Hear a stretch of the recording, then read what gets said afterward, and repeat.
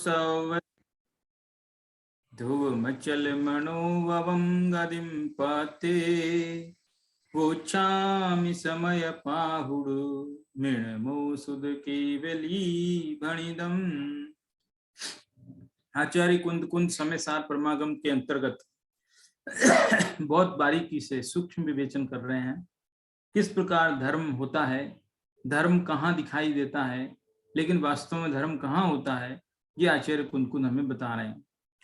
हर गाथा समय सार की कोई भी गाथा आप देखेंगे तो ऐसा लगता है सब गाथाएं एक जैसी ही है। सब गाथाओं में आत्मा की बात है, घूम फिर करके आत्मा ही आता है। तो फर्क क्या है इन गाथाओं में?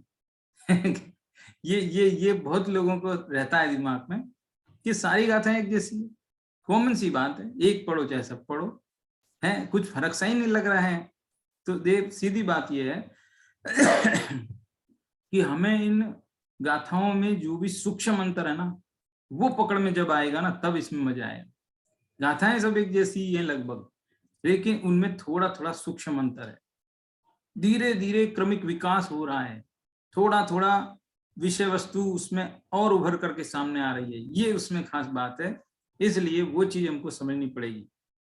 193वीं गाथा इसके पहले जो हुई थी, उस 193 नंबर की गाथा में क्या कहा था जरा, क्योंकि गैप हो गया ना बीच में, तो एक बार सारांश में उसमें देखिए क्या कहा था कि सम्यक दृष्टि जीव इंद्रियों के द्वारा चेतन अचेतन द्रव्यों का जो भी उपभोग करते हैं वे सब निर्जरा का निमित्त है। सम्यक दृष्टि आत्मा का ध्यान करे बैठे तो ही निर्जरा हो, है, और बाकी टाइम में ना हो ऐसा कोई नियम नहीं है। बाकी टाइम में भी उसे निर्जरा होती है। विषय भोग भोगता रहे, सम्यक दृष्टि भरत चक्रवर्ती जैसे छठखंड की लड़ाई के लिए युद्ध पर निकल रहे हैं, तो भी उनके निर्जरा है। सोचिए, ताज्जुब की बात है, युद्ध कर रहे हैं, खाना खा रहे हैं, स्त्री संसर्ग कर रहे हैं, और भी कोई काम कर रहे हैं, तो सारे पंचेंद्रिय विषयों में जो है उसके निर्जरा हो रही है। गजब बात। ये बात 193वीं गाथा में कही है, लेकिन ये तो एक उन्होंने भूमिका रख दी। 93वीं गाथा में भूमिका रख दी। इसी बात को इस पूरे निर्जराधिकार में वो ठोक बजा करके अनेक उदाहरणों के साथ में प्रस्तुत करेंगे। कई उदाहरण आएंगे बड़े रोचक रोचक एकदम। तो इसमें क्या है, ये कहा कि जो क्यों होती है ऐसी निर्जरा, कि वो इसलिए होती है कि जो सम्यक दृष्टि जीव है उसके ज्ञान वैराग्य जागृत हो गया, ज्ञान में सम्यकपना आ गया, विषयों के प्रति वैराग्य बुद्धि हो गई। इसलिए उन विषयों को भोगते हुए भी, क्योंकि अनासक्ति भाव से भोगता है, उसको पड़ी तो है नहीं उनकी कुछ, है ना, और वो भी इसलिए भोगना पड़ते हैं, उसकी मजबूरी है। वो चाहे तो आज छोड़ दे लेकिन छोड़ नहीं सकता, चारित्र मोह बाकी इसलिए। तो इसलिए वो भोगता तो है लेकिन अरुचि से भोगता है, मजे से नहीं भोगता है। इसलिए उसको नए कर्म नहीं बनते हैं और पुराने फल देकर निकल जाते हैं। इसलिए उसके कर्मों का बैलेंस कम होते जा रहा है। इसी का नाम निर्जरा है। और इसके विपरीत जो अज्ञानी मिथ्या दृष्टि है, उसके आसक्ति पूर्वक राग भाव पूर्वक पंचेंद्रियों के विषय भोगने से जो है वापस उतने ही कर्म नए बन जाते हैं जितने की पुराने हैं। तो इसलिए अज्ञानी की जो निर्जरा है उसको कहा था कि ये गज स्नानवत है। गज स्नान माने हाथी के स्नान के समान। हाथी नदी पर जाता है, नहाने के बाद जब बाहर निकलता है तो फिर कीचड़ सूंड में भर के वापस अपने शरीर पर डाल लेता है, तो नहाने का क्या फायदा हुआ। तो इसी प्रकार अज्ञानी जीव उतने ही कर्म खिराता है और फिर वापस नए बांध लेता है। मथनी का उदाहरण दिया था, ऐसे और भी हैं। एक मैंने वो छंद भी सुनाया था, त्यागाय श्रेयसे वित्तम अवित्तम संचिनोति स्व शरीरम सपंकेन स्नास्यामि इति विलिम्पति। इसका मतलब है कि मैं दान कर दूंगा ना, मैं दान कर दूंगा, ऐसा कह करके संपत्ति को एकत्रित कर रहे, इकट्ठा कर रहे, हाय हाय कर रहे, नहीं नहीं नहीं नहीं और चाहिए, और चाहिए। कि कोई पूछे क्यों क्यों चाहिए, और अरे दान करना है मुझे, दान कर दूंगा। कि अरे दान ही करना है तो इकट्ठा क्यों कर रहे हो। ये तो वही बात हुई ना कि अरे मैं बाद में नहा लूंगा, क्या फर्क पड़ता है, अभी मैं कीचड़ में थोड़ा सा मजे कर ले। मैं थोड़ा कीचड़ के अंदर चला जाऊं, करदम में लेट जाऊं आराम से, क्या फर्क पड़ता है, बाद में नहा लेंगे ना। ऐसा कह करके जैसे कोई कीचड़ में लेटने जाता है, ठीक उसी प्रकार की यह मिथ्या दृष्टि की निर्जरा है। ये बात जो है 193 नंबर की गाथा में आई थी। 193 नंबर की गाथा में जो बात आई थी वो थी द्रव्य निर्जरा के संदर्भ में, ठीक है। लेकिन अब जो बात आ रही है वो आ रही है भाव निर्जरा के संबंध में, ठीक है। एक मिनट में आपको वो अगली जो गाथा 194 नंबर की वो गाथा शेयर करता हूं। ये हाँ, ये गाथा देखो 194 नंबर की गाथा है, इसमें भाव निर्जरा की बात है। क्या बात है देखिए, दव्ये उपभुज्यन्ते नियमाजा यदि सुहं व दुःखं वा तं सुह दुःखमुदीर्णं वेदति अधनिज्जरं जादि। देखिए शब्दार्थ देख लीजिए, दव्ये उपभुज्यन्ते, द्रव्यों को उपभोग करते हुए, नियमा यानी नियम से, गारंटी से, वो द्रव्यों का उपभोग करते हुए नियम से, एकदम कन्फर्मली है, नियम से जायदि यानी उत्पन्न होता है, सुहम व दुखम वा, या तो सुख उत्पन्न होगा या दुख उत्पन्न होगा, दो ही चीजें हो सकती है, तीसरी तो कुछ है ही नहीं। आप कुछ भी फीलिंग होगी तो या तो अच्छी होगी या बुरी होगी, या साता होगी या असाता होगी, या अनुकूल होगी या प्रतिकूल होगी, इसके अलावा कोई तीसरा विकल्प तो है ही नहीं। कोई भी द्रव्य है तो द्रव्य उपभुज्यन्ते, द्रव्यों का उपभोग करने पर नियम से सुख अथवा दुख उत्पन्न होता है। ये पहली लाइन का मीनिंग हो गया, सीधा है। तम सुख दुखम उदीर्णम, उस सुख दुख को जो उत्पन्न हुआ, वो जो सुख दुख है उसको वेदति यानी वेदन करता है, यह जीव वेदन करता है, भोग लेता है। अध माने इसके बाद, निज्जरम जाति, फिर उसके बाद उस कर्म की निर्जरा हो जाती है। कर्मों का उदय आता है और जो भी अनुकूल प्रतिकूल संयोग बनते हैं तदनुसार सुख दुख जो है जीव को उत्पन्न होता है। उस सुख दुख का वेदन होने के बाद में उस कर्म का हिसाब पूरा हो गया तो कर्म छोड़ के चला जाता है, फ्री, निर्जरा हो गई। तो अब ऐसी निर्जरा होती तो दोनों के ही है, होती तो मिथ्या दृष्टि के भी है और सम्य दृष्टि के भी है, लेकिन मिथ्या दृष्टि के तो वापस नए बन जाते हैं। इस 194 नंबर की गाथा में भाव निर्जरा का स्वरूप बता रहे हैं। शब्दार्थ मूल हो गया ना, अब इसका हिंदी प्रत्यानुवाद देख लीजिए। सुख दुख नियम से हो सदा, पर द्रव्य के उपभोग से, हर भोगने के बाद सुख दुख निर्जरा को प्राप्त हो। बहुत ही सुंदर, सटीक और बहुत सूक्ष्म बातें हैं। 100 ये पूरा निर्जरा अधिकार, बंद अधिकार, मजा आने वाला है आगे। सुख दुख नियम से हो सदा, परद्रव्य के उपभोग से, परद्रव्य के उपभोग से या तो सुख उत्पन्न होगा या जो है दुख उत्पन्न होगा। अनुकूल वेद नियम सुखम, प्रतिकूल वेद नियम दुखम। अनुकूल वेदन होगा तो सुख जैसा है, प्रतिकूल वेदन होगा तो दुख जैसा है, ऐसा जो है स्वरूप है। तो ऐसा उत्पन्न होगा और उसके बाद वो कर्म फल देने के बाद निकल जाएगा, क्योंकि उसका हिसाब पूरा हो। ठीक है, अब इसमें होता क्या है कि जो ज्ञानी जीव है, जब उनके ऊपर मान लीजिए सुख भी, हालांकि अपन के लिए तो मिथ्या दृष्टि को तो सुख अच्छा लगता है, अपन ज्ञानी की बात करें इसलिए उसके लिए तो सुख दुख दोनों ही बराबर है। तो वो सुख आए चाहे दुख आए, दुख ले लो क्योंकि सुख में अपन को समझ में नहीं आती बात। मान लो उसके ऊपर दुख आया है और वो दुख के समय में उस दुख को यह सोचकर भोग लेता है, कोई बात नहीं, मेरा पुराना कर्ज खत्म हो रहा है, मेरा पुराना कर्जा है, मैंने ये कर्म कमाए थे, कोई बात नहीं है, इनका हिसाब पूरा, भोग लेने दो, फिर ये चले जाएंगे, मेरा क्या है। तो उसको बहुत शांत परिणामों से वो भोगता है, एकदम समता भाव के साथ, समभाव रहता है। अच्छा समय आए तो भी समभाव है, बुरा समय आए तो भी समभाव है। अच्छे समय में फूल का कुप्पा नहीं हो जाता, मैं चौड़ा बाजार सकड़ा, और बुरे समय में दीनहीन नहीं हो जाता, एकदम तटस्थ सामान्य बना रहता है। इसलिए उस ज्ञानी जीव के वो जो कर्म है अपना हिसाब पूरा करके चला जाता है और नया कर्म आता ही नहीं। बच जाता है। ये भाव निर्जरा का स्वरूप है। ठीक है, और अज्ञानी जीव के साथ उल्टा है। जब उसके मान लो कोई प्रतिकूल परिस्थिति आ गई, विपदा आ गई, आफत आ गई, तो वो हाय हाय करता है, रोता है, जगह जगह अपने मित्रों से सबसे ये कहता है, हाय राम मेरी तो जिंदगी खराब हो गई, मेरी तो जिंदगी खराब हो गई, मैं क्या करूं। तो वो रोता है, दुख मनाता है। तो दुख मनाने से और कर्म बनते हैं। बहुत सीधी गणित है। आजकल जो बड़े बड़े वो ट्रेनर होते हैं ना, मोटिवेशनल स्पीकर्स बड़ी अच्छी अच्छी बात सुनाते हैं, तो वो वैसी बात है, ये एकदम बिल्कुल वैसी ही है। दुख को सोचने से, दुख को याद करने से, दुख की चर्चा करने से दुख बढ़ता, ये घटता नहीं। ऐसा कह रहे हैं। देखो ये बात, सुख दुख या संसार में हर काहू के होए, ज्ञानी काटे ज्ञान सो मूर्ख काटे रोए। सुख दुख या संसार किसके साथ नहीं है बताओ? कोई है सर्व सुखी?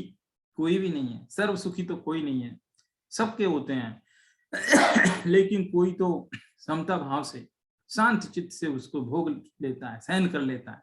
ठीक है, कोई बात नहीं, कोई एक्स्ट्रा थोड़ी मिल रहे हैं, कहीं से आए थोड़े ही ये कर्म, मेरे ही कमाए हुए हैं, ये अपना हिसाब तो देंगे ना, पूरा करेंगे हिसाब। तो ऐसा सोच के शांत भाव से। लेकिन अज्ञानी मूर्ख काटे रोए, रो रो करके उन कर्मों को काटता है, इसलिए जितने काटता है उतने नए बन जाते। ये चीज इसमें बताई जा रही है, बहुत सुंदर बात बताई जा रही है। देखिए ये गाथा बड़ी महत्वपूर्ण है, और इसके आगे की दो गाथाओं में तो बहुत सुंदर एग्जाम्पल भी देने वाले हैं वो। देखो पहले तो इसकी टीका मैं पढ़ देता हूँ, बहुत अच्छी है, सरल है, समझ में आ जाएगी। इसलिए परद्रव वैसे बोल के बता दी, लेकिन चलो फिर भी पढ़ देता हूँ। परद्रव भोगने में आने पर उसके निमित्त से, समझ में जल्दी आएगा, है ना। परद्रव भोगने में आने पर उसके निमित्त से जीव के सुखरूप या दुखरूप भाव नियम से ही उदित होता है। परद्रव भोगेंगे तो सुख होगा, दुख होगा, कुछ तो होगा।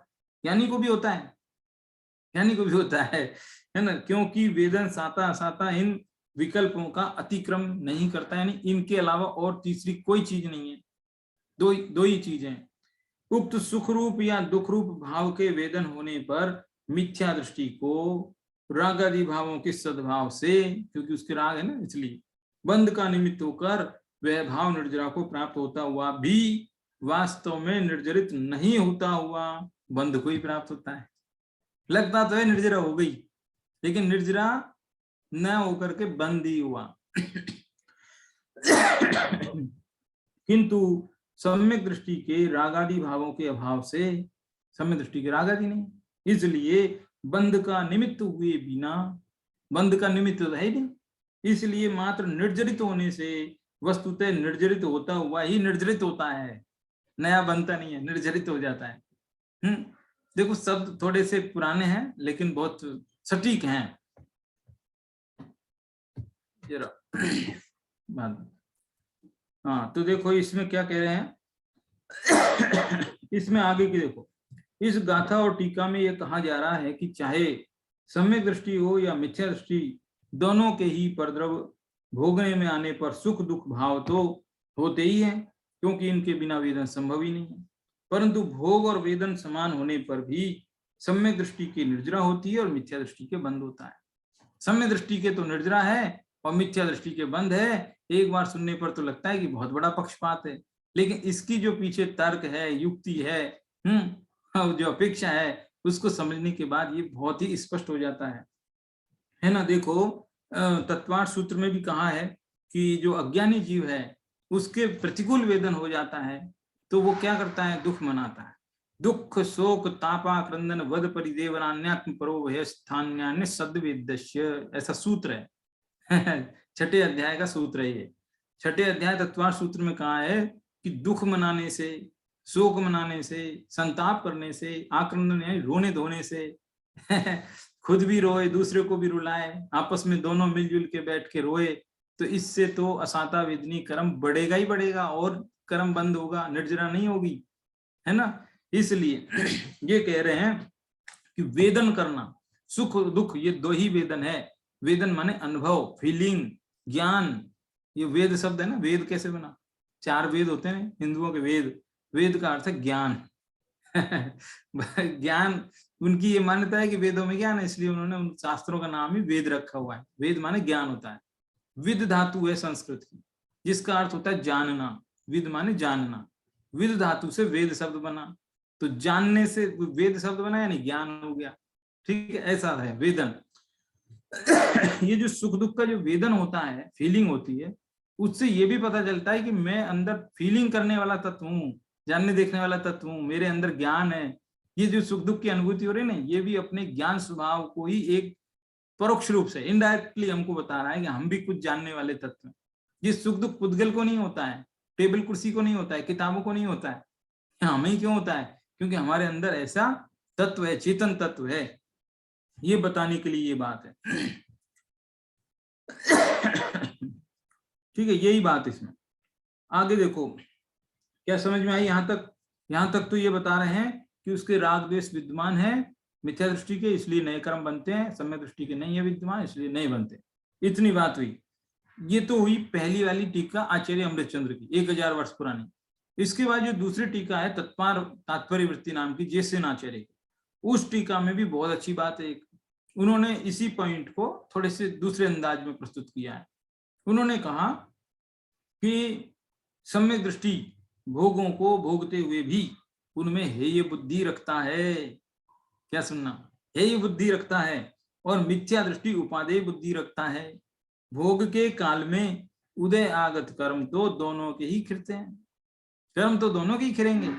मान लो 100 कर्म इसके खिरे, 100 उसके खिरे, लेकिन ज्ञानी के तो 100 नए नहीं बंधे, अज्ञानी के 100 नए बंधे। ऐसे खिरते दोनों के ही खिरते हैं। किंतु हेय बुद्धि पूर्वक भोगने के कारण सम्यक दृष्टि बंध को प्राप्त नहीं होता। हेय बुद्धि से भोगता ना, इसलिए। और मिथ्या दृष्टि उपादेय बुद्धि पूर्वक भोगता है, इसलिए बंध को प्राप्त हो जाता है। बंध को प्राप्त न होने से सम्यक दृष्टि के भोग निर्जरा के कारण कहे हैं। किंतु आगामी बंध के कारण होने के कारण मिथ्या दृष्टि के भोग कर्मों के खिरने के बावजूद भी बंध के ही कारण कहे हैं। कितनी स्पष्ट बात है, बहुत स्पष्ट बात है। देखो समझने की बात यह है कि एक कोई मिथ्या दृष्टि व्यक्ति है, उसने जो है बहुत भावावेश में दीक्षा ले ली, नग्न दिगंबर हो गया, जंगल में चला गया, सारा घर बार द्वार सब छोड़ दिया उसने, बहुत करोड़ों की संपत्ति थी सब छोड़ के चला गया। ठीक है, आत्मा का भान नहीं हुआ लेकिन। ठीक है, अब वो खूब घोर तपस्या करता है, एकदम शांत परिणामी है, एकदम शांत परिणामी, चाहे जितनी गाली दे दो लेकिन गुस्सा नहीं आए। पंच महाव्रत पंच समिति पूरे 28 मूल गुण जो भी जैसा भी सब कुछ पूरा एकदम व्यवस्थित, कोई एक जरा भी कमी ना निकाल सके, इतना जबरदस्त घनघोर तपस्या की, घनघोर सर्दी गर्मी 22 परिचय सब बहुत जबरदस्त किया। ठीक, और एक जो है ग्रस्त है, गृहस्थी में रहता है, स्त्री पुत्र आदि के साथ में आजीविका भी करता है, जगत के धंधे पानी भी करता है, संसार में उलझा हुआ है, लेकिन उस आत्मा का भान सम्यक दृष्टि है। बताओ दोनों में से कौन पूछे? है वो मुनि जिसको सारी दुनिया सोचे कितने तपस्वी है, वो कितनी सर्दी गर्मी सहन करते हैं, कितनी सहनशील है, कितने धैर्यवान है, ऐसा लगेगा, है ना? और ये जो गृहस्थी है, अरे ये काय का धर्मात्मा हो सकता है, लेकिन ऐसा है। वो जो ग्रस्त है आत्मा का अनुभवी है, तो ये ग्रस्त पूज्य है, वो मुनि पूज्य नहीं। कितनी कठोर बात है, लेकिन क्या करें, ऐसा ही वस्तु स्वरूप है। आगे देखो, आगे और काम की बात। वो ग्रस्त चाहे जितना कोशिश करे, चाहे जितना भी कोशिश करे, कितना भी धर्म कर ले, तो भी 16वें स्वर्ग, 16-12 का चक्कर समझ गए होंगे आप, 16वां स्वर्ग से ऊपर नहीं जा सकता। 16वें स्वर्ग से ऊपर जा ही नहीं सकता, उसके नीचे नीचे रहेगा। पहले में चला जाए, दूसरे में चला जाए, 10वें में चला जाए, 12वें में चला, कहने का मतलब नीचे नीचे रहेगा, ऊपर नहीं जाएगा।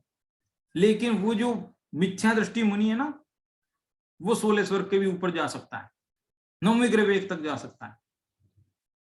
समझ में आ रही बात? अभी जस्ट थोड़ी देर पहले ही मैंने ये कहा कि वो जो गृहस्थ है वो पूज्य है, वो मुनि है वो पूज्य नहीं है।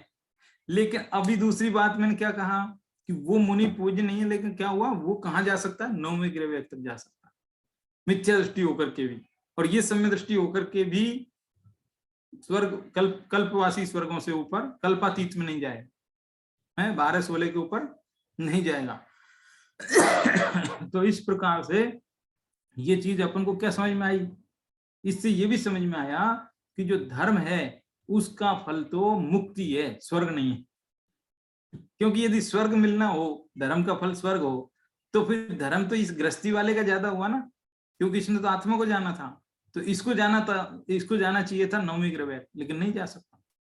ठीक है, समझ में आई बात? थोड़ी सूक्ष्म है, दोबारा सुनना इसको रिपीट करके बाद में क्या कह रहा हूं देखो, फिर से बोले। हमको लगता है कि जितने भी धर्मात्मा है वो स्वर्ग चले जाते हैं, ऐसा नहीं है। जो स्वर्ग गए हैं ना वो धर्म के कारण नहीं गए हैं, धर्म के साथ मौजूद रहने वाला जो शुभ भाव है उसके बलबूते वो स्वर्ग पहुंच गए हैं। जिसके पास शुभ राग ज्यादा होगा वो उतने ऊंचे स्वर्ग में पहुंच जाता है।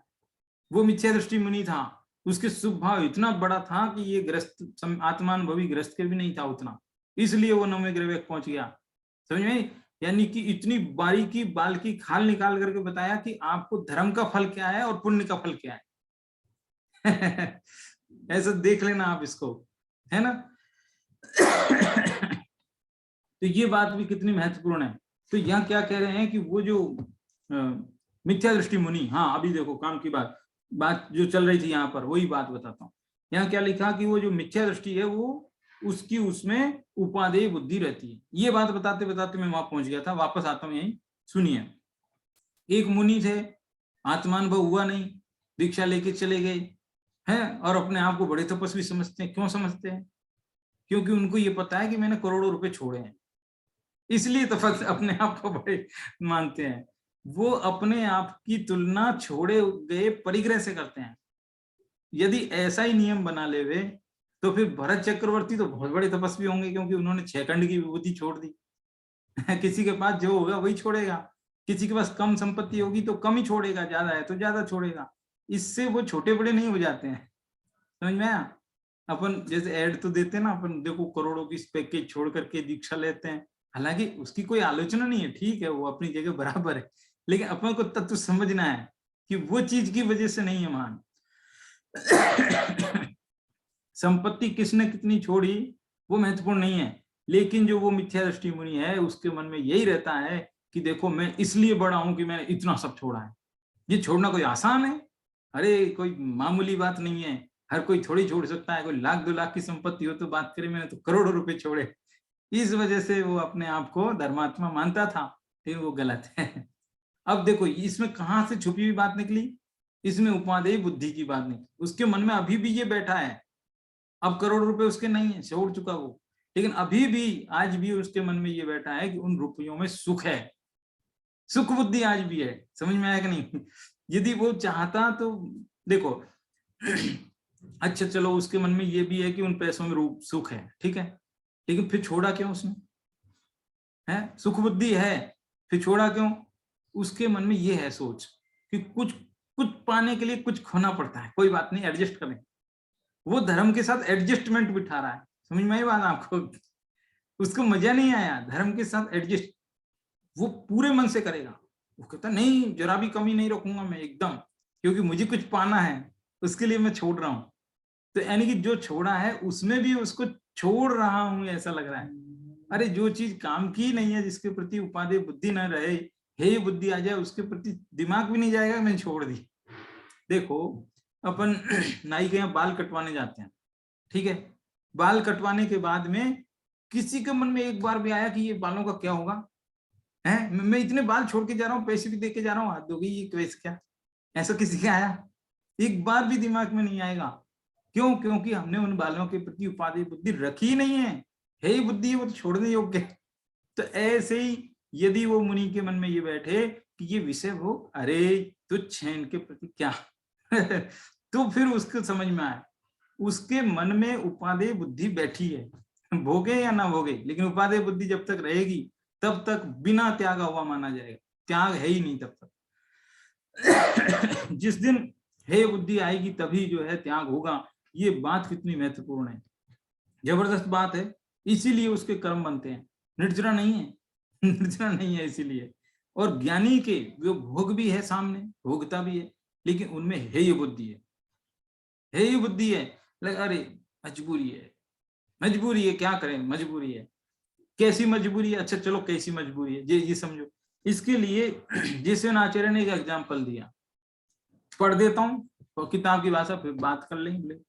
जिस प्रकार कोई चोर यद्यपि मरना नहीं चाहता, चोर को ये तो डर लगता है मैं पकड़ा जाऊंगा तो पिटाई होगी, कोई पिटना चाहता है? नहीं पिटना चाहता। डर तो सबको लगता है पिटाई से, लेकिन फिर भी कोतवाल के द्वारा पकड़ा जाने पर मरण दुख का अनुभव करता है, खूब दुख होता है, मजबूरी है वो। कोई चोर नहीं चाहता कि मैं पकड़ में आऊं, मेरी पिटाई हो, लेकिन फिर भी पकड़ लिए जाने पर खूब पिटाई होती है, सहन करना पड़ती है, मुश्किल होती है। उसी प्रकार ये एग्जाम्पल था अभी, उसी प्रकार सम्य दृष्टि यद्यपि आत्मोत्थ सुख को ही उपादेय मानते हैं, आत्मा का जो सुख है ना उसको ही उपादेय मानते, इंद्रिय सुखों को नहीं मानते, फिर भी विषय सुख को ही जानते, फिर भी चारित्र मोह के उदय रूप कोतवाल के द्वारा पकड़े जाने पर, पकड़ लिया। किसने पकड़ लिया? कौन है यहाँ पर? चारित्र मोह रूपी चोर, क्या कोतवाल, कोतवाल चारित्र मोह रूपी कोतवाल ने पकड़ लिया है, और उसके पकड़े जाने से उन भोगों को भोगते हैं, मजबूरी में भोगना पड़ता है। चारित्र मोह का उदय आ जाता है तो इसलिए वो पीड़ा सही नहीं जाती है, इसलिए सहन करता है। समझ में आई बात? देखो खुजली, वो बताया था मैंने सर्वार्थ सिद्धि में, तत्वार्थ सूत्र टीका में लिखा है कि विषय भोग जो संसारी जीव भोगते हैं और उसमें उनको सुख मानते हैं, वो सुख ठीक उसी प्रकार का जैसे कोई खुजली का रोगी हो, जिसको खुजली हुई हो, वो अपने खुजली को खुजा खुजा करके खुश होता है, बड़ा अच्छा लगता है, ऐसा हाँ हाँ बहुत अच्छा है, ऐसा ऐसा तो कह रहे हैं कि वो वैसा ही है, वो उसमें उपाधि बुद्धि रखा है, जबकि वो तो रोग है, उसके प्रति तो हे बुद्धि होनी चाहिए। तो ज्ञानी भी ये जानते हैं कि ये विषय भोग छोड़ने योग्य है, अच्छी चीज नहीं है, लेकिन क्या करे, जो विषय ये चारित्र मोह संबंधी उदय के जोर से और अपने स्वात्मानुभव में स्थित नहीं रह पाने से वो नहीं कर पाते इतना एडजस्ट। वो जान लेते हैं कि ये आज नहीं तो कल छोड़ना है, और उसको एकदम अनासक्त भाव से, निष्काम भाव से एकदम भोगते हैं। अच्छा चलो एक दूसरा प्रश्न, उनकी उसमें अनासक्ति क्यों हो गई है? सारी दुनिया तो उनके पीछे पागल है, एकदम दौड़ी हुई है एकदम, और उनकी कितनी अनासक्ति क्यों हो गई? ऐसा क्या कारण है? क्या इससे भी बढ़िया कोई चीज मिल गई क्या उनको, कि हाँ इससे भी बढ़िया चीज मिल गई? क्योंकि इससे भी बढ़िया मिले तब छूटे ना हुआ। तो क्या मिल गई? आत्मोत्थ सुख। ठीक है, आत्मोत्थ सुख, आत्मा से उत्पन्न अतीन्द्रिय सुख मिल गया। अब इंद्रिय सुख अच्छा नहीं लगता है। जिसने दूध पिया हो मीठा मीठा, उसको समुद्र का खाला जल अच्छा लगेगा क्या? सवाल ही नहीं। तो इसी प्रकार ज्ञानी जीव ने आत्मा का अतीन्द्रिय सुख चख लिया है, इसलिए उसको संसार के इंद्रिय सुख अच्छे नहीं लगते, वो जबरदस्ती भोगने पड़ते हैं, और भोगते समय भी उनको समता भाव से भोगता है, उनमें आसक्ति नहीं करता है, उनमें उपादेय बुद्धि नहीं रखता है, इसलिए वो सारे फल दे दे करके निकलते जाते हैं और नए क्रम बनते ही हैं। बताओ कितनी बढ़िया बात। आत्मा तो अकेला अमृत सागर, ये कांजी स्वामी वाला स्पष्टीकरण है शायद, हाँ 148 पेज पे।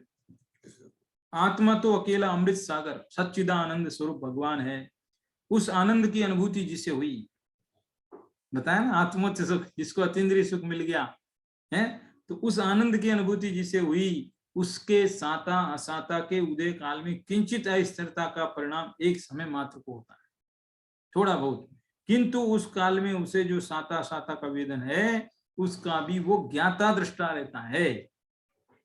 गजब है, ज्ञाता दृष्टा रहता है। सुख आया है तो भी जाएगा, दुख आया है तो भी जाएगा। चक्रार पंक्ति रे गच्छति भाग्य पंक्ति है। एक महाकवि भास हुए कालिदास जैसे, कालिदास के जैसे संस्कृत में भास हुए, उन्होंने एक नाटक लिखा, उसमें ये पंक्ति लिखी, चक्रार पंक्ति रे गच्छति भाग्य पंक्ति। जैसे चक्र होता है, चक्र में बहुत सारी अरे होते हैं ना, आरे, तो वो आरे जब चक्र घूमता है चलता है तो चक्र आरे ऊपर नीचे ऊपर नीचे ऊपर नीचे, जो आ रहा नीचे वो ऊपर जाएगा, ऊपर वाला नीचे आएगा, ये क्रम तो रहेगा ना। तो ऐसे ही ये जगत में सुख दुख का क्रम ऐसा ही चलता है, सुख आया है तो भी जाएगा, दुख आया है तो भी जाएगा, इसलिए ज्ञानी उससे अटैचमेंट नहीं करता है, और वो क्या हो जाता है, ज्ञाता दृष्टा हो जाता है, एकदम ज्ञाता दृष्टा, जाना ठीक है जो भी है। इस कारण यद्यपि ज्ञानी के किंचित साता साता रूप वेदन है, तथापि उसे उसमें सुख बुद्धि नहीं है, मिठास नहीं है, वह बंध का निमित्त हुए बिना निर्जरित हो जाता, नया बंध देगा नहीं और निकल जाए। अहो ऐसी अलौकिक बात सुनना, ये बहुत महत्वपूर्ण है। अहो ऐसी अलौकिक बात सुनना तो आज सुनना तो अलौकिक बात तो सुनना भी आज दुर्लभ है। ऐसी अलौकिक बात सुनना भी आज सुलभ नहीं है, दुर्लभ है। जिसे यह सुनने समझने का अवसर मिल गया उसे अपना सौभाग्य समझकर तुरंत कल्याण मार्ग के मार्ग में लगना चाहिए। क्या बात है। विषयों में सुख बुद्धि, देखो विषय भोगना नहीं भोगना बिल्कुल अलग डिफरेंट, लेकिन विषयों में सुख बुद्धि है वो एकदम डिफरेंट है। विषय भोग रहे हो नहीं भोग रहे हो वो मैटर ही नहीं है, वो चीज कोई मतलब ही नहीं है। विषयों में सुख बुद्धि कितनी है, आसक्ति कितनी है। देखो एक आसक्ति की जितना लेवल होगा, आसक्ति की मात्रा जितनी होगी ना उतना ही बंद है, ये और है। आसक्ति यदि ज्यादा है तो ज्यादा बंद है, कम है तो कम बंद है, और नहीं है तो नहीं है यानी कि उसका लेवल भी उसी हिसाब से। देखो एक प्रश्न उत्पन्न किया इधर, स्वयं भोगों को भोगते हुए भी ज्ञानी के उस संबंधी राग का सद्भाव नहीं है, ये बात समझ में नहीं आती। आ गया है, हालांकि इसका उत्तर पहले आ गया पहले आ गया। देखो अरे भाई ज्ञानी के उस राग में एकत्व ममत्व नहीं है राग है अनंतानंदी छोड़ के बाकी राग है ना, लेकिन वो जो बाकी राग है उसमें भी उसकी एकत्व ममत्व बुद्धि नहीं, उस राग के प्रति राग नहीं है देखो फिर से बोलता हूं सेंटेंस, ज्ञानी को राग है लेकिन राग का राग नहीं है। क्या मतलब, राग तो है चारित्रमय के उदय से है थोड़ा बहुत, लेकिन उस राग को भला मानता हो, अच्छा मानता हो, उपादेय मानता हो, ऐसा सोचता हो कि इस राग से मेरा भला हो जाएगा, ऐसा राग का राग नहीं है उसका है। इसलिए एग्जाम्पल भी दिया है कि जैसे कोई धाय होती है, धाय माता बच्चे का पालन पोषण करने वाली केयर टेकर होती है तो वो राजपुत्र को स्तनपान कराती है परंतु उसे उसमें अनुराग नहीं होता। जिस प्रकार सोना कीचड़ में पड़ा रहता है पर कीचड़ का उसमें प्रवेश नहीं होता है, उसी प्रकार दो एग्जाम्पल दिए यहाँ दो दिए, लेकिन बनारसी दास जी ने तो कई एग्जाम्पल लाइन लगा दी उन्होंने दमादम है, आगे आएगा उनका बहुत बहुत एग्जाम्पल दिए उन्होंने। तो उसी प्रकार समय दृष्टि, किस प्रकार वो जो राजमाता वो भाई माता राजपुत्र को दूध पिलाती है लेकिन फिर भी अनुराग नहीं है, और सोना कीचड़ पड़ा रहता है फिर भी उसमें प्रवेश नहीं है, तो उसी प्रकार सम्य दृष्टि के मिथ्यात्व अनंतानंदी कसाय नहीं है, इस कारण उसे रागादि भावों का अभाव है, रागादि भावों का अभाव। किंचित राग होता है पर वह उस राग को भी श्रद्धान में हेय मानता है। राग तो है किंचित है, किंचित वाला है, अनंतानंदी वाला निकल गया, लेकिन जो किंचित है उसको भी शुभ नहीं मानता, उसको भी ये मानता है अरे नहीं ठीक है ये छोड़ना है, ऐसा श्रद्धा में ही मानता है। अतः उसे वह भोग का भाव कर्म बंधन का कारण नहीं लगता, नहीं होता, उससे कर्म बंधन नहीं होता, उदय में आकर खिड़ जाता है, उसे निर्जरा हो जाती है, बंधन नहीं होता। कितनी बढ़िया बात है, बात तो पूरी हुई, लेकिन इस बात के अंदर ये जो गाथा है, इस गाथा के अंदर आचार्य कुंद को पहले ही डाउट था कि लोग इसका गलत मीनिंग निकाल सकते हैं। वो कहेंगे अच्छा भोगने से बंद नहीं है, बराबर है, ठीक है कल से हम भोगेंगे, ठीक है आसक्ति नहीं रखेंगे ना, अनासक्त भाव से भोग ले, आसक्ति नहीं रखेंगे लेकिन भोगने तो भाई लोग छल ग्रहण ना कर ले, इसलिए पांचवी गाथा में छलम न घेतम, छल ग्रहण मत करना। देखो अगला पैराग्राफ इसी बात को स्पष्ट कर रहा है वैसे देखा जाए तो भोग तो बंधन के ही कारण है, झूठ नहीं है कि चलो कल से भोग भोगेंगे, भोग तो बंधन के ही कारण है, पर यहाँ तो ज्ञानी के अंतर्दृष्टि के जोर की मुख्यता से कथन है, उसकी ऐसी अंतर्दृष्टि है, उसकी आत्मानुभूति और सम्यक दर्शन की महिमा बताई है ना, इसलिए ऐसी बात कही जा रही है। उस अपेक्षा जो किंचित राग और राग जनित बंद होता है, थोड़ा राग है उसके वजह से थोड़ा बंद भी है, लेकिन उसको गौण करके जितने बंद के भाव पूर्वक निर्जरा हुई उस अपेक्षा से ये बात कही।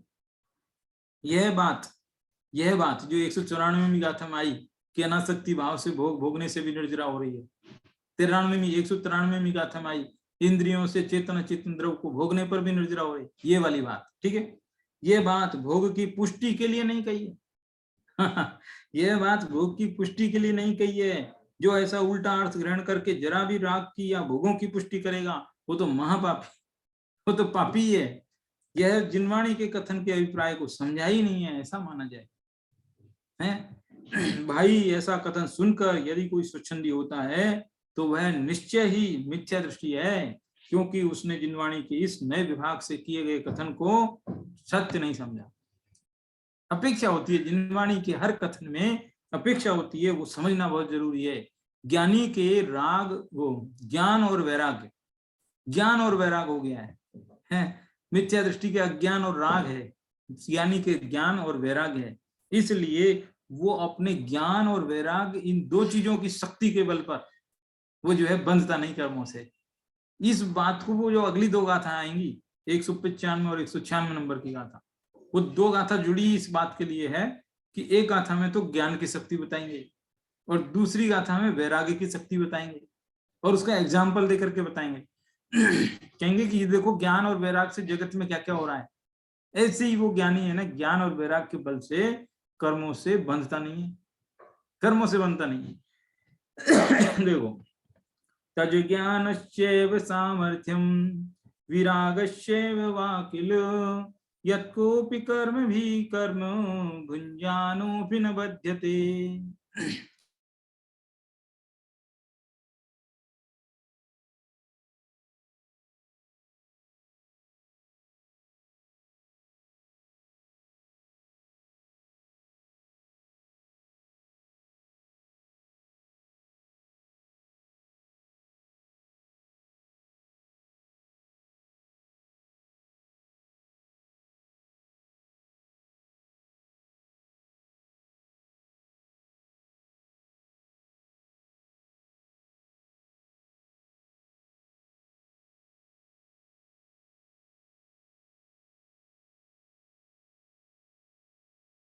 आवाज चली गई थी बीच में, देखो वापस। तज ज्ञानश्चैव सामर्थ्यम विरागश्चैव वाकिल यत्कोपि कर्म भी कर्म भुञ्जानोऽपि न बध्यते। ज्ञान और वैराग्य की शक्ति को बता रहे हैं कि इस ज्ञान और वैराग्य की शक्ति से ही ज्ञानी कर्मों से बंधता नहीं है। ज्ञान वैराग्य की शक्ति है। आगे की गाथाओं में बहुत सुंदर एग्जाम्पल देकर के ये कहेंगे कि जहर से सारी दुनिया मर जाती है, उसी जहर को यदि समय मतलब पता हो कि किस मात्रा में, कब, कैसा, किस तरीके से उपयोग करना है, तो उससे मरे नहीं बल्कि दवाई का काम कर जाए, ऐसा है ना। देखो, ज्ञानी बंधे ना कर्म से सब कर्म करते भोगते, यह ज्ञान की सामर्थ्य और वैराग्य का बल जानिए। ज्ञानी बंधे ना कर्म से, क्यों नहीं बनता? कर्म करते भोगते नहीं बनता, क्योंकि वो ज्ञान की सामर्थ्य है और वैराग्य का बल है। ज्ञान और वैराग्य ऐसी चीज है, ज्ञान बहुत बड़ी चीज है। ज्ञान के बल पर क्या नहीं होता है सब चीज वेद ज्ञान के बल से सिद्ध हुए हैं। तो ज्ञान की शक्ति बहुत है, वैराग्य की शक्ति भी बहुत है। तो ज्ञान वैराग्य की शक्ति क्या है, उसकी वजह से ही ज्ञानी नहीं बनते। वो शक्ति क्या है वो तो अपन आगे पढ़ेंगे, लेकिन अभी इसमें जो है एग्जाम्पल दिए हैं। कितने बढ़िया एग्जाम्पल दिए। एक तो धाय माता का एग्जाम्पल दिया है ना। हालांकि धाय माता का नाम आया है तो आपको बता दें कि राजस्थान में एक धाय माता हुई बहुत प्रसिद्ध है, उसका नाम था पन्ना धाय, उदयपुर चित्तौड़ में, मेवाड़ में। वो धाय माता पन्ना धाय, तो उसकी बात थोड़ी सी अपवाद है। वो तो अपने पुत्र को भी उस पुत्र से, मतलब अपने पुत्र से भी ज्यादा उस पुत्र को महत्व दिया उसने, राजपुत्र को, है ना। तो वो अलग बात है। देखो कौन कौन से एग्जाम्पल दिए, वो बनारसी दास जी का सीधा वही छंद चलता हूँ, समय भी बढ़ रहा है इसलिए। देखो, जैसे भूप कौतुक कर, जैसे भूप कौतुक स्वरूप करे, नीच कर्म कौतुकी कहावे, तासो कौन कहे रंक है। जैसे विभचारणी विचारे विभचार वाको जा रही, सो प्रेम भर तासो चित बंक है। जैसे धाई बालक चुंघाई करे, लाली पाली जाने ताही, और को यद्यपि वाके अंक है। तैसे ज्ञानवंत नाना भांति कर, तूती ठाने की रिया को भिन्न माने, या ते निकलंक है। दो छंद है, अभी एक पढ़ा। चाहे तो एक साथ पढ़ लेते हैं और चाहे अलग अलग है, एक साथ ही पढ़ लेते हैं। जैसे निसी वासर कमल रहे पंख ही में, पंकज कहावे पेन वाके डिग पंख है। जैसे मंत्रवादी विषधर सो कहावे गात, मंत्र की सकति वाके बिना विष डंक है। जैसे जीव गहे चिकनाई रहे, रूखे अंग पानी में कनक, जैसे काई सो अटंक है, तैसे ज्ञानवंत नाना भांति कर, तू ठाने की रिया को भिन्न माने, या ते निकलंक है। ये 2 छंद है 8-8 लाइन के। इनमें उदाहरणों की लाइन लगा दी। कितने उदाहरण दिए? 7 उदाहरण दिए। 7 उदाहरण दिए इस बात को बताने के लिए कि जो ज्ञानी सम्य दृष्टि जीव है विषय भोगों के बीच डूबा हुआ है, जैसे कमल पानी के बीच में डूबा हुआ है, ऐसे वो डूबा हुआ है, विषय भोग भोगता हुआ दिखाई दे रहा है। सारी दुनिया उसका वीडियो फोटो सब बना सकती है, पूरा एविडेंस दे सकती है, देखो विषय भोग रहा है, लेकिन फिर भी वो उनसे किस तरह से अना सकता है, इस बात को बताने के लिए 7 एग्जाम्पल दिए हैं। देखो पहला, जैसे भूप कौतुक स्वरूप करे नीच का, राजा है लेकिन उसकी कोई ऐसी खेल खेल की इच्छा में कोई छोटे मोटे काम करता है मान लो, है तो लोग ये नहीं कहेंगे अरे ये देखो क्या क्या राजा तो राजा ही रहेगा है ना। लोग उसको जो है गरीब नहीं कहते हैं, और वो खुद भी नहीं मानता है। जैसे मान लो, ये तो चलो एग्जाम्पल आपको नहीं समझ में आएगा, इसको थोड़ा मॉडिफाई कर देते हैं। जैसे मान लो कोई बहुत धनिक व्यक्ति है, लेकिन एक नाटक में रोल करता है वो किसी गरीब आदमी का, ऐसा समझ लो गरीब आदमी का रोल कर रहा है, फटे कपड़े पहना हुआ है पैसे वाला, लेकिन फिर जब वो नाटक कर रहा है उस वक्त क्या अपने आप को गरीब मानता है कि अमीर ही मानता है? अमीर ही मानता है। ऐसे ही सम्य दृष्टि विषय भोगों को भोगते हुए भी अपने आप को उनसे पृथक ही मानता है एकदम। ऐसा लगता है अरे ये सब तो क्या नाटक है, नाटक में रोल कर रहा हूं, ऐसा लगता है। ये पहला एग्जाम्पल। दूसरा, जैसे व्यभिचारिणी, जैसे कोई व्यभिचारिणी स्त्री है तो उसके दिमाग में जो है अपना वो प्रेमी है, वो वही वही वही वही चलता रहता है, और सामने बगल में उसका पति बैठा लेकिन उसके प्रति चित्त नहीं। तो ऐसे ही वो सम्य दृष्टि विषय में बैठा तो विषयों में है, चित्त विषयों में नहीं है उसका जो है आत्मा में है। एग्जाम्पल थोड़ा ऐसा है विचित्र, लेकिन एग्जाम्पल से क्या चीज समझ में आ रही है? व्यभिचारिणी स्त्री के चित्त में सामने बैठा हुआ पति दिमाग में नहीं है, कोई उसका जो प्रेमी है कोई, वही उसके दिमाग में चलता है। ऐसे ही सम्यक दृष्टि भले ही सामने विषय भोगों में दिखाई दे रहा है, उसका उनमें चित्त नहीं है लेकिन ऐसा। जैसे धाई बालक चुंगाई करे लाल पाए, कोई धाय माता होती है, दूसरे के बच्चे को पालन पोषण करती है, उसको दूध पिलाती है, सब करती है, लेकिन मन में दूसरे का है, मेरा नहीं दूसरे का है। जैसे वो होता है मुनीम होता है, दूसरे की दुकान पे काम करता है, पैसे का लेन देन करता है, लेकिन उसको पता है ये पैसा मेरा है ही नहीं, वो पैसे को लेन देन करता है, सब करता है, लेकिन वो अपने को है मानते नहीं उसको। ऐसे देखो, जैसे निशी वासर कमल रहे पंख में, दिन रात कमल पानी के बीच में रहता है लेकिन पानी से अछूता है, उसी प्रकार ज्ञानी विषय भोगों में पड़ा हुआ है लेकिन उनसे बिल्कुल अछूता है। ये तीसरा चौथा एग्जाम्पल हो गया ना।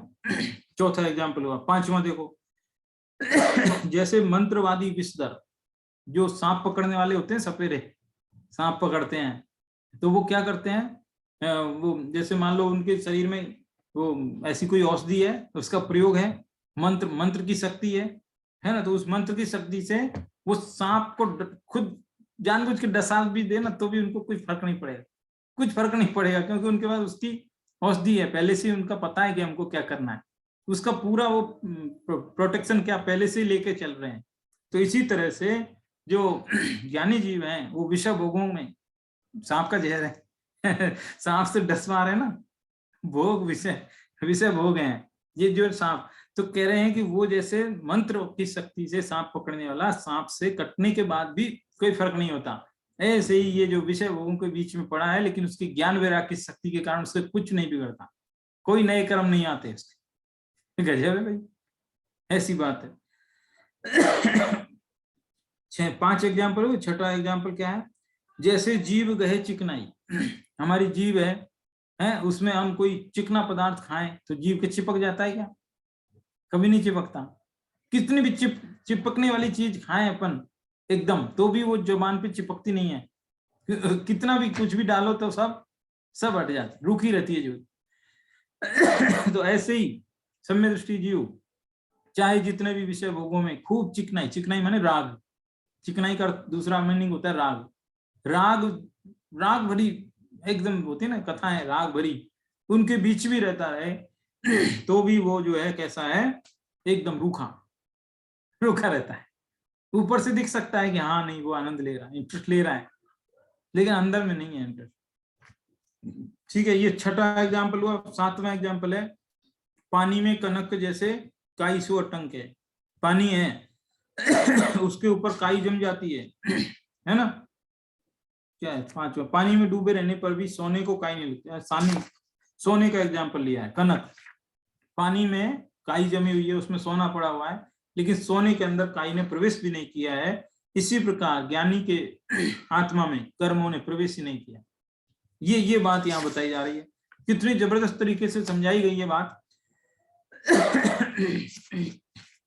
कुल मिलाकर ये जो 194 नंबर की गाथा है वो ये कहती है कि ज्ञानी के जीवन में भी सुख दुख आता है, और वो सुख दुख में वो कभी भी ये नहीं सोचता कि ये अच्छा है कि बुरा है।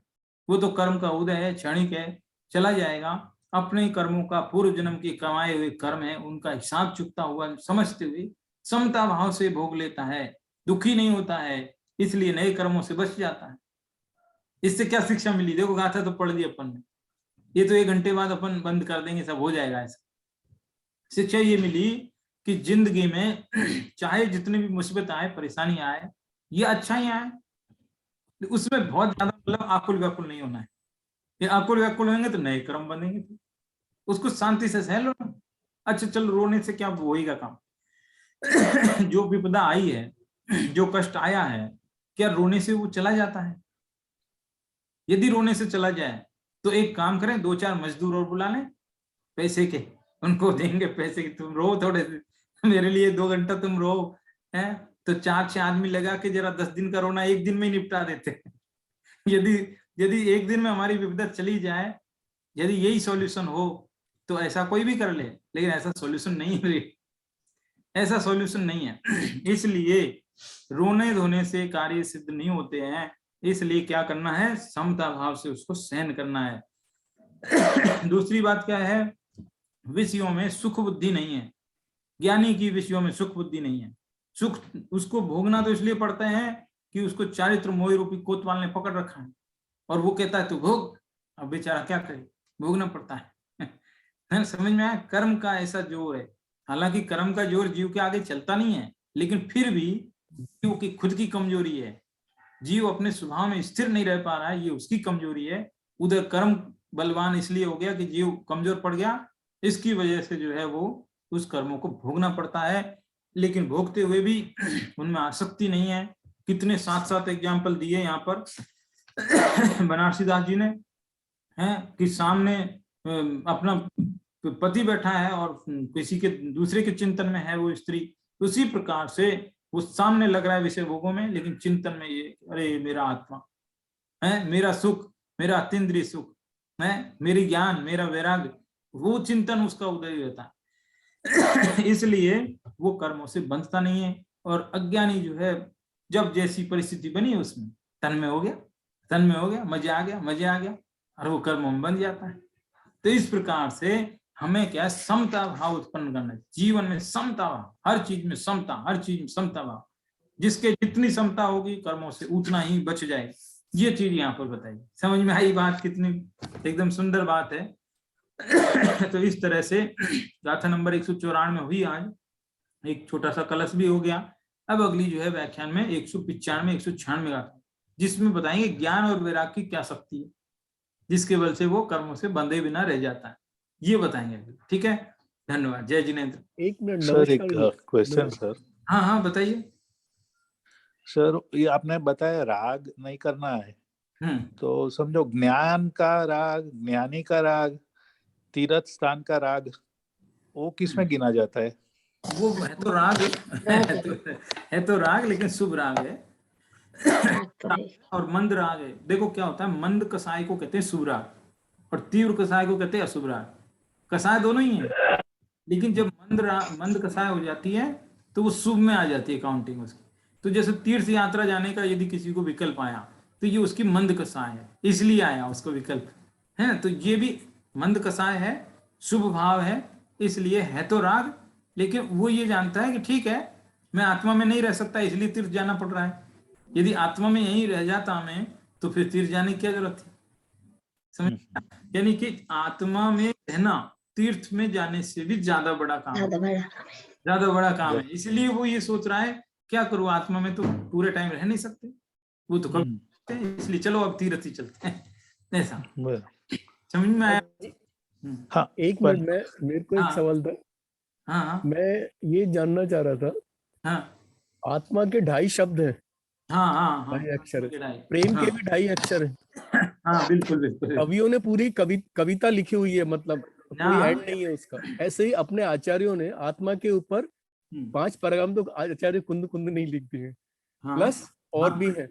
बात ये कि और वैसे हम बोल रहे हैं, इस ग्रंथ में भी लिखा है कि बाल गोपाल सबको सहज उपलब्ध है। But actually it is quite a tough task to get it.